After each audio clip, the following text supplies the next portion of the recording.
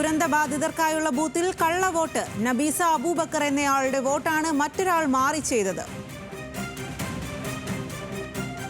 വിവരങ്ങളുമായി വയനാട്ടിൽ നിന്നും രതീഷ് വാസുദേവനാണ് ചേരുന്നത്. രതീഷ്, വിശദാംശങ്ങൾ നൽകാം. നമുക്കറിയാം, മേപ്പാടി മുണ്ടക്കൈ ദുരിതബാധിതർക്കായുള്ള ബൂത്ത്, പോളിംഗ് ബൂത്ത് മുണ്ടക്കയിലെ ആ ദുരന്തത്തിന് ശേഷം ദുരന്താനന്തരം മേപ്പാടിയിലേക്കാണ് മാറ്റിയത്. മേപ്പാടി ഹൈസ്കൂളിലേക്കാണ് മാറ്റിയത്.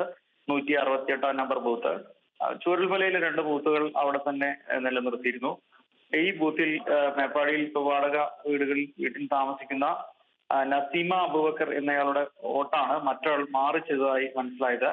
ഈ ബൂത്തിൽ വൈകിട്ട് 5 മണിയോടെ വോട്ട് ചെയ്യാനെത്തിയ നസീമ മറ്റൊരാൾ വോട്ട് ചെയ്തു എന്നറിഞ്ഞോടെ മടങ്ങുകയായിരുന്നു. ഇത് സംബന്ധിച്ച് പ്രാഥമിക അന്വേഷണം നടത്തപ്പോൾ ഇത്തരത്തിൽ വോട്ട് ചെയ്യപ്പെട്ടിട്ടുണ്ടെന്ന് മനസ്സിലായി. തിരിച്ചുപോയ ആളാണ് യഥാർത്ഥ വോട്ടെന്നും ബോധ്യപ്പെട്ടു. ഇത് സംബന്ധിച്ച് അന്വേഷണം നടത്തുമെന്നാണ് പ്രിസൈഡിംഗ് ഓഫീസർ അറിയിച്ചിട്ടുള്ളത്. ഏത് സാഹചര്യത്തിലാണ് ഇങ്ങനെ ഒരു വോട്ട് ചെയ്തത് എന്ന് ഗൗരവമായി പരിശോധന നടത്താൻ ജില്ലാ കളക്ടർ ഉൾപ്പെടെയുള്ള നിർദ്ദേശിച്ചതായും അറിയുന്നു.